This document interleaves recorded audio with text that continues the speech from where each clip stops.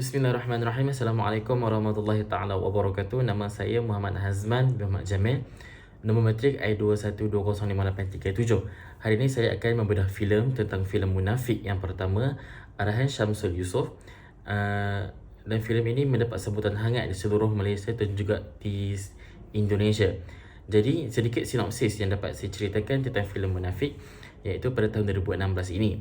Yang pertama, filem Munafik ini mengisahkan seorang pegang perubatan, yakni Ustaz Adam, yang dipegang wataknya oleh Syamsul Yusof pada waktu itu. Dan juga beliau telah mengharungi hidupnya yang agak cabar dan agak sukar selepas kematian isteri tercinta dan juga anak kesayangannya, iaitu yang bernama Amir, manakala isteri bernama Zulaika. Watak isterinya Zulaika dipegang oleh Nabila Huda. Dan kisah hidup Ustaz Adam ini mula berubah ketika beliau menerima seorang lagi pesakit wanita, dan pesakit tersebut bernama Maria. Sedikit cerita tentang Maria. Maria adalah seorang anak tunggal kepada salah seorang juga seorang pengamal perubatan Islam juga yang bernama Pak Osman. Maria ini ada seorang ibu tiri yang digelar sebagai Puan Izzati, dan juga sebenarnya Maria ini mempunyai penyakit misteri atau penyakit mental dan juga trauma emosi dan juga trauma emosi disebabkan kemalangan yang dihadapinya. Dan sebenarnya kemalangan itu didalangi ataupun diatur oleh ayahnya sendiri, iaitu Pak Osman. Perkara sebenarnya di sebalik dalang tentang kisah ini adalah sifat jahat Pak Osman itu sendiri yang cuba untuk membunuh Ustaz Adam atas disebabkan cemburu dengan kelebihan dan juga perwatakan yang dibawa oleh Ustaz Adam. Dan akhirnya terjadilah sebuah filem yang menceritakan tentang seluruh kisah dendam dan juga amalan-amalan khurafat dalam kehidupan masyarakat Melayu, tidak sekitar di Malaysia, malah di Nusantara dan juga dalam agama Islam itu sendiri. Kemudian dapat kita lihat dalam filem ini terdapat beberapa amalan khurafat yang sangat mengganggu-gugat umat Islam, iaitu seperti yang dapat kita lihat dalam filem ini. Unsur-unsur khurafat itu mulai timbul ketika Maria menemui sebuah kotak yang berisi tangkal di rumah Pak Osman, ataupun iaitu rumah dia lah.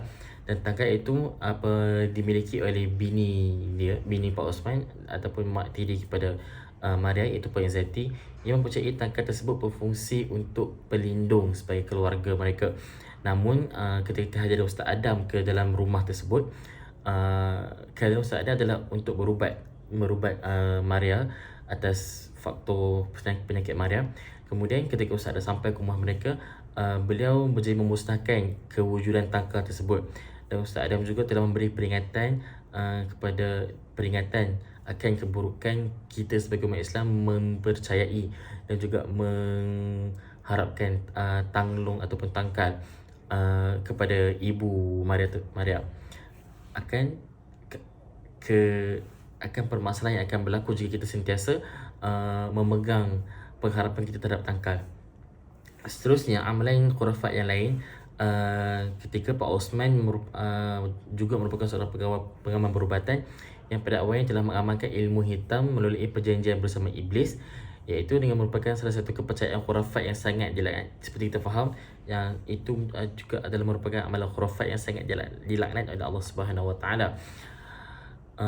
Sosok tubuh Pak Osman ini terlibat dengan pengamalan perubatan apabila beliau menyimpan perasaan iri hati terhadap Ustaz Adam, dan juga beliau sanggup mempergunakan anaknya Maria untuk membunuh Ustaz Adam. Jadi keterlibatan Maria di dalam kehidupan Ustaz Adam sebenarnya adalah telah diatur oleh bapaknya sendiri. Kemudian perkara menjadi lebih teruk apabila Pak Osman sendiri telah menghantar sihir ataupun santau kepada anaknya Maria. Dan hal yang demikian ini telah membuka jalan yang luas untuk cubaan membunuh Ustaz Adam. Akibat daripada sikap penting diri Pak Osman itu tadi telah mengakibatkan isteri dan Ustaz Adam serta sahabat baiknya yang merupakan imam di kampung tersebut maut, dan dalam dua buah kemalangan. Pak Osman juga telah mengakibatkan anaknya Maria meninggal dunia. Perkara ini berpunca daripada hasutan syaitan kepada Pak Osman. di atas disebabkan perjanjian dengan syaitan itu tadi. Bagaimanapun kejahatan Pak Osman itu berjaya ditindas dan dihapuskan oleh kuasa Allah SWT dan memberi perlindungan kepada Ustaz Adam.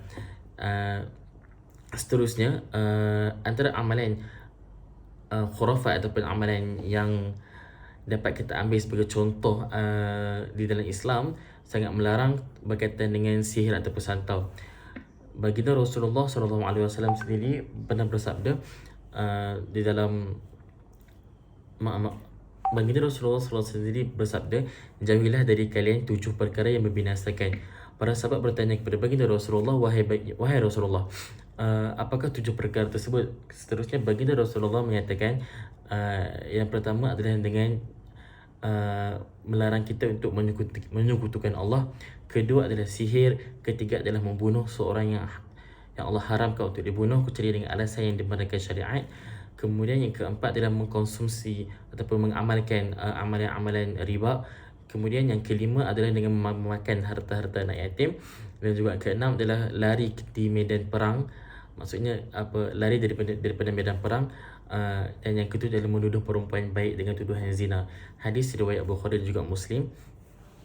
Dan dapat kita faham bahawasanya berdasarkan hadis tersebut Allah sangat melarang dan juga baginda Rasulullah menekankan supaya tidak melaksanakan amalan sihir ataupun khurafat-khurafat lain, kerana amalan ini sangat bertentangan dengan syariat Islam dan juga jauh dan lari daripada landasan agama Islam yang kita berlandaskan Al-Quran dan juga As-Sunnah. Jadi solution yang dapat kita cuba terapkan kepada amalan khurafat tadi adalah yang pertama kepada dua pihak. Yang pertama adalah pihak mangsa, iaitu solution adalah dengan sentiasa berubat dengan perubatan Islam, kemudian sentiasa mengharapkan keampunan serta syifa daripada Allah Subhanahu Wa Taala, dan juga jauhi daripada melaksanakan perubatan yang ke arah syirik ataupun ke arah yang dengan mengamalkan amalan-amalan khurafat seperti yang dinyatakan dalam filem tersebut, sebagaimana Puan Zati itu mengharapkan tangkal ataupun rantai itu sebagai pelindung keluarga. Jadi jangan sampai ketika kita berada pada fasa kita ingin berubat, yang kita menggunakan amalan-amalan khurafat untuk menyembuh kita. Jadi jangan sampai perkara itu berlaku, kerana ia adalah satu perbuatan yang syirik, iaitu menyekutukan Allah Subhanahu Wa Taala, kerana kita lebih mengharapkan benda lain, pemakhluk, daripada mengharapkan syifa daripada Allah Subhanahu Wa Taala. Kemudian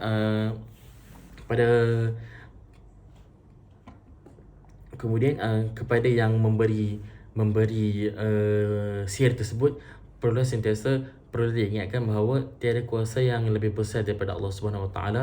Maka itu kita perlu sedar bahawa kita hanya adalah hamba. Jadi perlunya untuk sentiasa bertaubat, taubatan nasuha kepada Allah Subhanahu Wa Taala, memohon keampunan kepada Allah Subhanahu Wa Taala, serta memohon ampun kepada mangsa yang telah kita lakukan. Jadi agar kedua belah pihak dapat berdamai dan amalan-amalan khurafat ini tidak lagi berlaku dalam kalangan masyarakat kita. Sekiranya benda ini kita dapatkan bahawasanya tiada kuasa yang berhak kita mohon selain Allah Subhanahu Wa Taala. Sekian itu saja daripada saya. Assalamualaikum warahmatullahi taala wabarakatuh.